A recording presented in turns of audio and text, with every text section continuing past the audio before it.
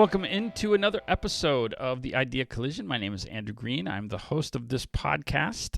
Just for reintroduction, for those who might be new to this and kind of wondering if you want to jump in, I'll just tell you a little bit about myself. I am a minister at the Waukesha Church of Christ.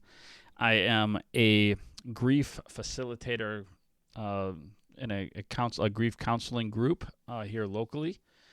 Father, husband, and just a lot of the things that we do here, if you're wondering about the lay of the land of this podcast, really intersect all of these different elements of who I am and what I do, things that I see in culture, in society, in history, the various things that we talk about in church, philosophically, whatever it is, that we intersect a lot of ideas as we travel throughout our world. And I try to bring some of these kind of together and try to look at things a little bit differently, but always trying to end up in a spiritual place, trying to look at the most important part of who we are as human beings, going beyond. Right now, we're in kind of a section talking about just societal issues. We've been talking about agendas and what defines a good agenda, and what types of agendas do humans have, and we've been exploring that. And as we look at society, one of the things that I see is, in general, things run in cycles. We like the things we didn't yesterday. We don't like the things we did. One of the most common ways to observe this is in fashion, right? If you look at things, so I grew up in the 80s. That's what I remember stuff before then, but that's really what I remember as a kid. And so I look, kind of the late 70s. I remember early 80s, that, and then crossing over into the 80s and 90s. But I remember, in the mid 80s, kids pegging their pants. And I don't know as though I did that. I probably tried it once or twice, and I wasn't sure about that. Anyway, but I remember mom jeans and all those things, and those stayed away for a long time. So other trends kind of ran through, but those stayed away a long time until, in the last couple of years they came back.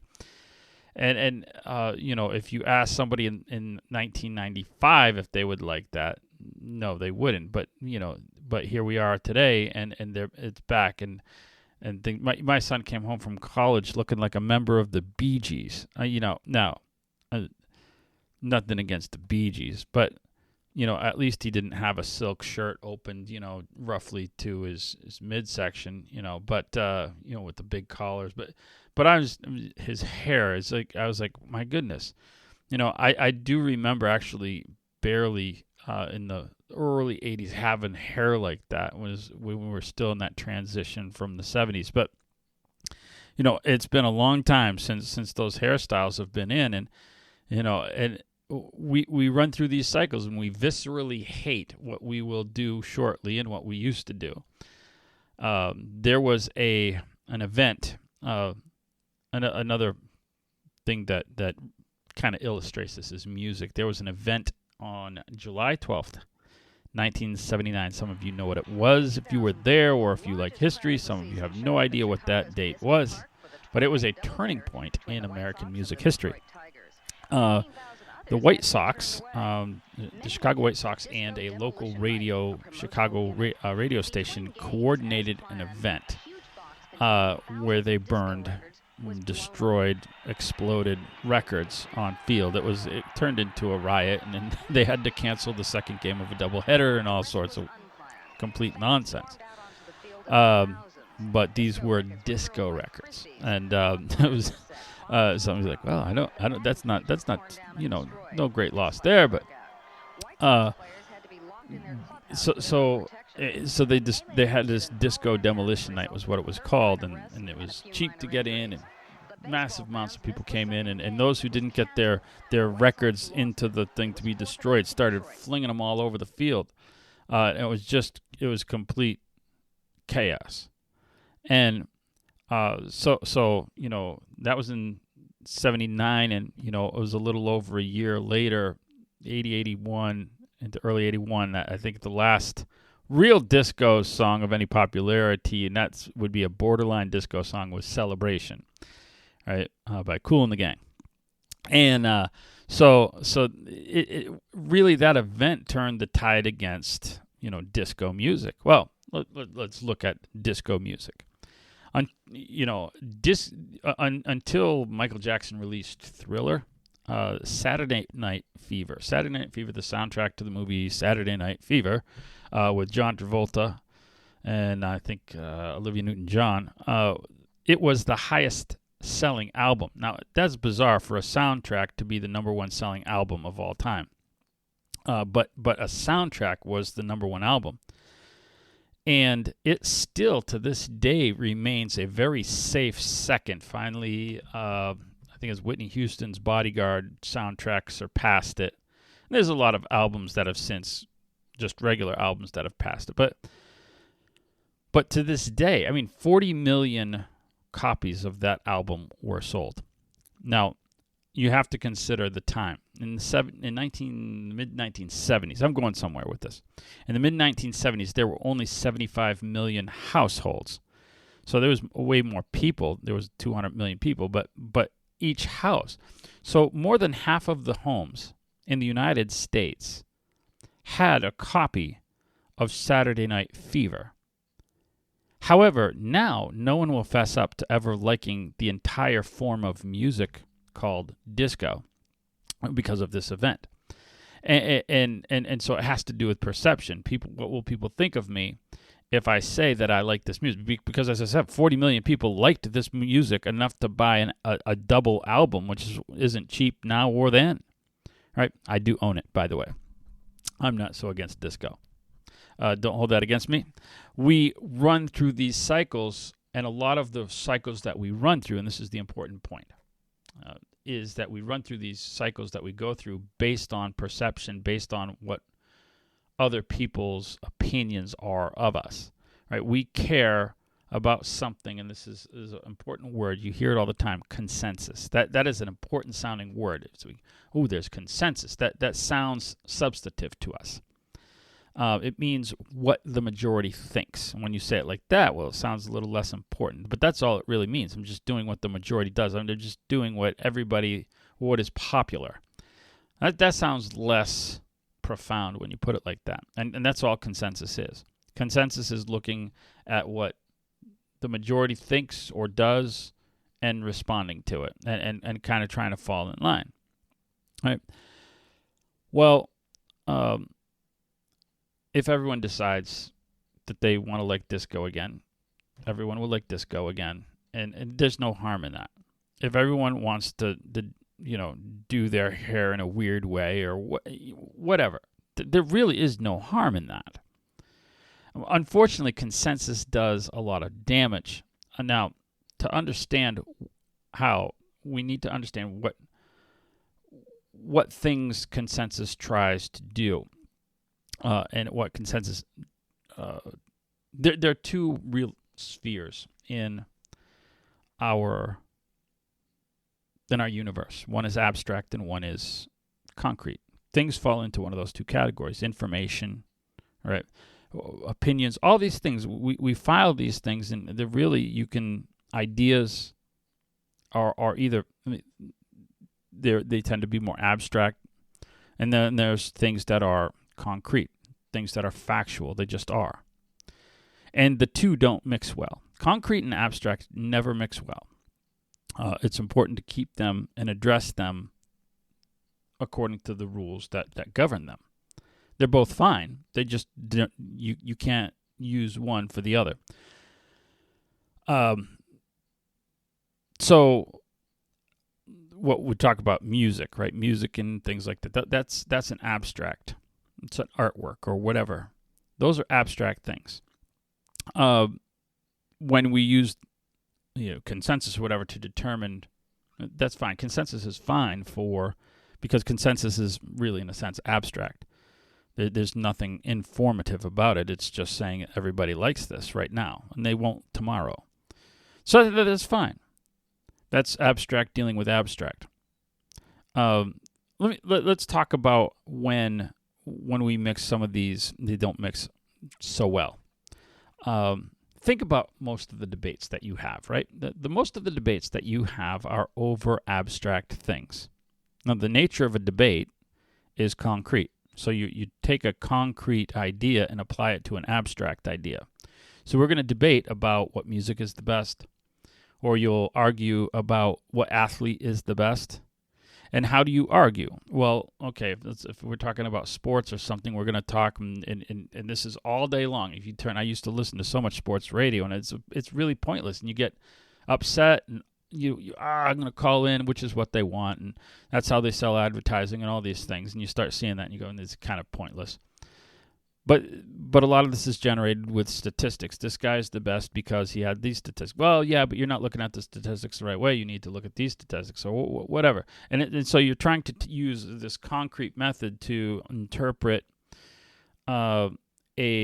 what boils down to an abstract thing, an opinion. There is no real way to compare, even within statistics. Even if there's so many variables, and there's things, and there's, well, this person played in this time, and this person, he was a different position, really. Well, right? And then people try to do it from one sport to another, which is really bizarre. And it just wastes time. And all that's left at the end of these things is people getting upset, which tends to happen. Or you can argue other things. People argue about what food. Oh, that's gross. Okay, well, that's your opinion. No, it is because this, right? And so we try to boil down foods or entertainment. What movie was the best movie? And people are constantly debating over abstract things and trying to apply some criteria to it to come out with a concrete result, and you can't. Well, it doesn't work, but the damage is minimal in these cases. What is the damage? You get hard feelings. Right? The winner of the debate is never based on information. The winner of the debate really tends to end up in who can last the longest or yell the loudest or what have you. That forms the winner of any of these discussions because someone just gives up. And then the person who gives up just quietly is fuming about, or if it's a sports radio show, they, eventually they're just going to hang up on you. And when, even if you're doing good in your debate or whatever, they're just going to win and they're going to push the button and win.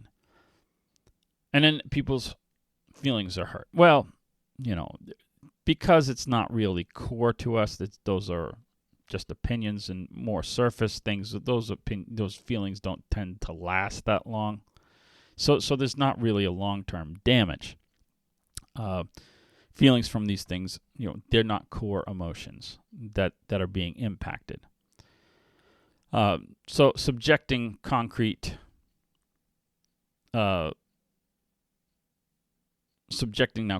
topics, doing the opposite, subjecting a concrete topic to abstract, what consensus is abstract, that will hurt people in real and very material ways, right? So taking something that can be used and discussed on an information level, real information, and give evidence for and provide things, that's damaging when we screw that up. I'll give you an example of this. It happened about 175 years ago now. A guy by the name of Ignaz Semmelweis. That's a mouthful. He was a Hungarian physician. And I think he was like an OBGYN, but I'm not sure if he had a more general practice. I think he was at some point in time over a hospital or in Hungary. Anyway, not really material, but to the discussion. But one of the things he started doing, I think he was working from a guy by the name of Francisco Redi, who had been a scientist 200 years earlier. Anyway, he came to the idea that there was these high mortality rates in hospitals, and so however he got there, he was working on a couple of things. One of them was he was working on research in chlorine, which basically bleach. And he just decided to start having himself and then people under him washed their hands between operations. That was it. That was the simple thing. And his mortality rates, infections, and various things like that dropped immediately, overnight. I mean, crazy. Like, no hospitals in Europe or the United States, nowhere, had these low mortality rates. His hospital stood alone in the known world for these. It was like fractions of a percent, of what the others were. And so he started, theorizing things, and a few borrowed it.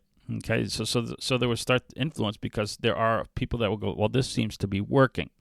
I'll take that. Maybe I don't understand why, because they didn't understand everything about bacteria and all that. But he's starting to work on some theories of things. But regardless of the theories, he has empirical data. This works. And you would think the world would take over and then later learn why it's working. But they didn't. There was almost immediately a reaction to this in the medical community, because it challenged ideas and philosophies, opinions. And so it didn't make a difference if you could look at the data and say, this is factual. You can't change this information. But abstract now gained control. Consensus gained control, because the consensus believed in something called spontaneous generation. That means living matter arises from non-living matter, which had already technically been disproven, but not good enough. They also believed in something called the humors. You say, what? It has nothing to do with being funny. There was the idea that your quality of blood determines your personality. So they believed that if you were an outgoing person, you had what was called you were sanguine. It had to do with the type of blood. You had good, healthy blood. If you were choleric, like from the word cholera, which has to do with bile or whatever, whatever, melancholy, melancholy is from cholera, and then and I'm trying to think of choleric, melancholy, and phlegmatic. Phlegmatic is phlegm, right? Anyway, the shorthand of it is that they believe that you had some problem in your blood, so they would actually bleed you to get rid of bad blood, and then you would be healthy. And a lot of people died from this. And this was their philosophy. And so since it was a philosophy which is abstract, wasn't based on science at all, he was challenging their philosophies, and so he had to go. They hounded him out of his profession. They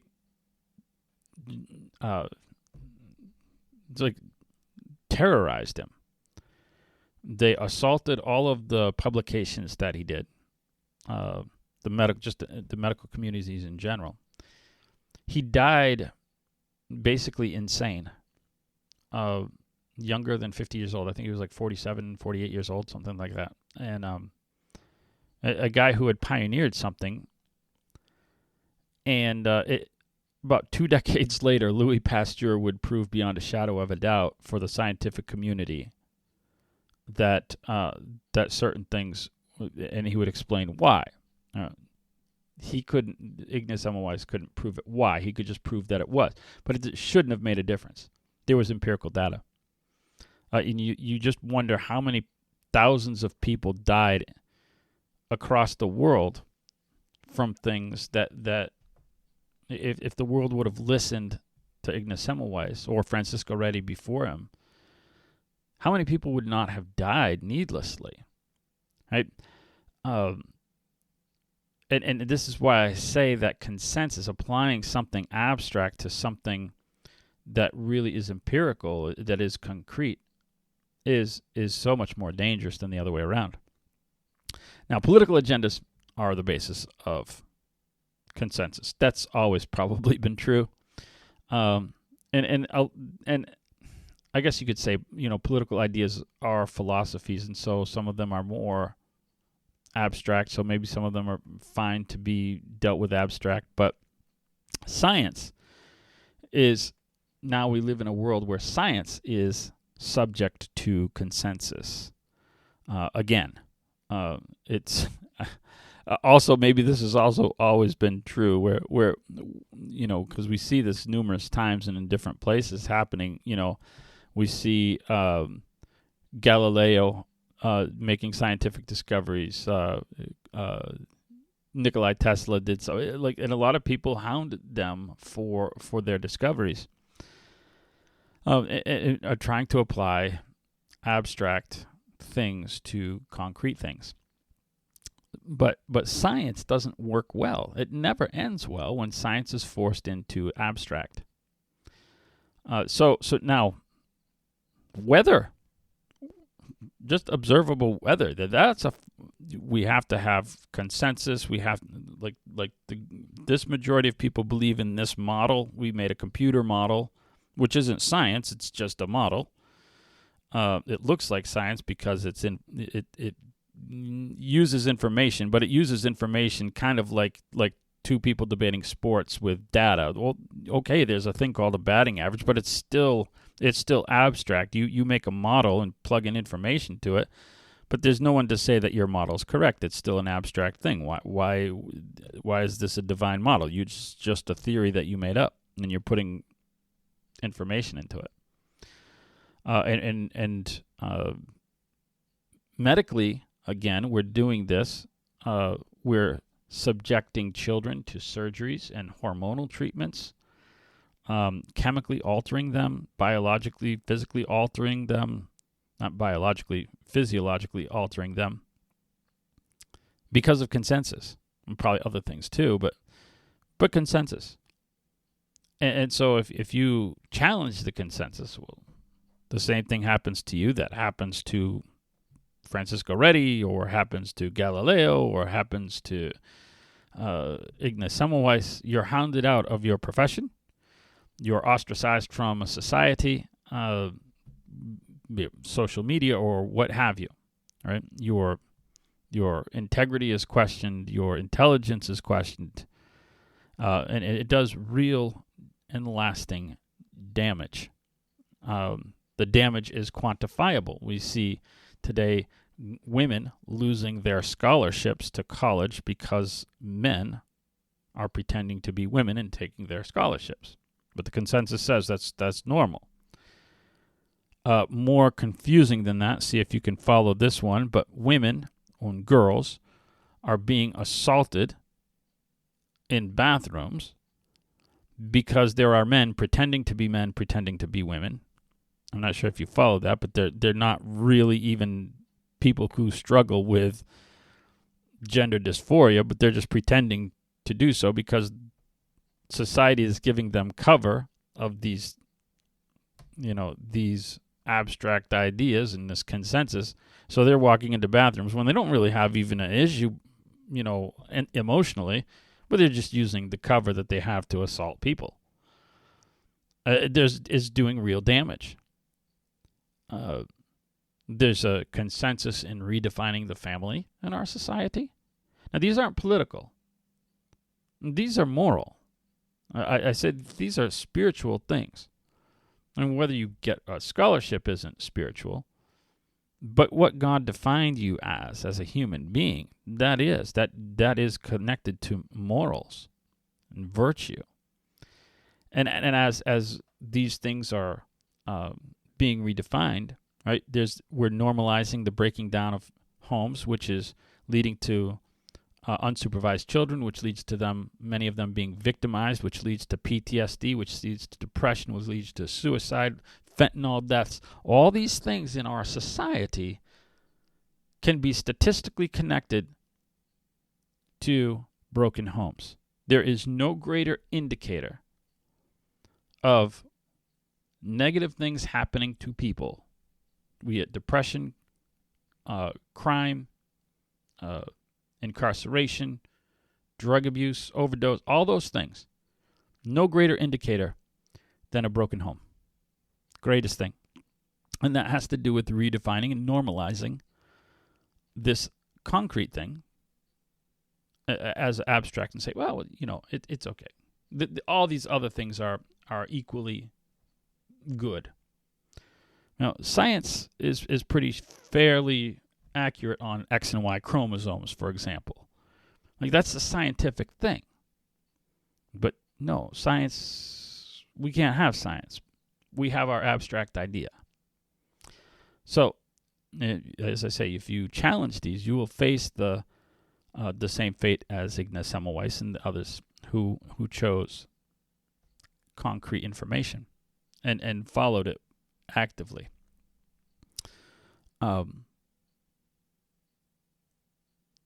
There's a statement, or actually a lot of statements, in the opening chapters of the book of Joshua. Joshua's preparing to lead people into the promised land, into what's then called Canaan, what would now be Israel. And they're going to take possession of this property. And the people that live in there are very daunting people. They're superior in size and in strength. They live in fortified cities that are easy to defend.